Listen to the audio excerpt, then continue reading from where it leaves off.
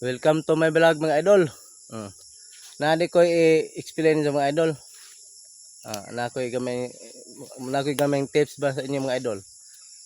Kita idol aning lasang. Pwede ra kita mabuhay diri idol. Pwede ra kita mabuhay diri lasang kung makaila ka sa ubang tanom nga pwede nimong kaunon. Kay diri sa lasang idol, kung ato ang inilation, nabuhi manggali ng langgam idol nga way walay tanom, di ba? Kita pod pwede po ta mabuhi ta sa lasang nga bisag wa tay wa tay tanom.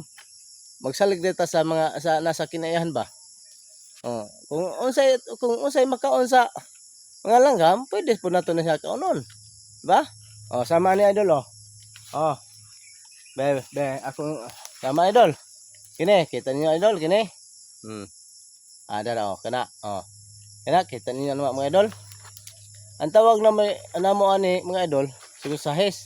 Kini siya kanon ni siya langgam.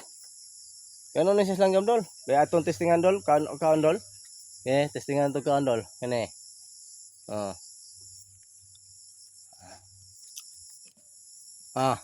Dira idol. Nakakita na ko isa idol. Kini. Na man si bunga ni idol. Man si bunga aning ani. Kini maka-survive gyapon ta lasang basta kay kanang antaw di net putang arte-arte.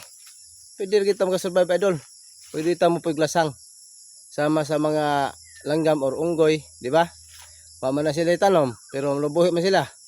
Gumikan kay ang kinin lasang na pwede na to kaunon nga di makadaw sa to lawas. Kaya kung kanon.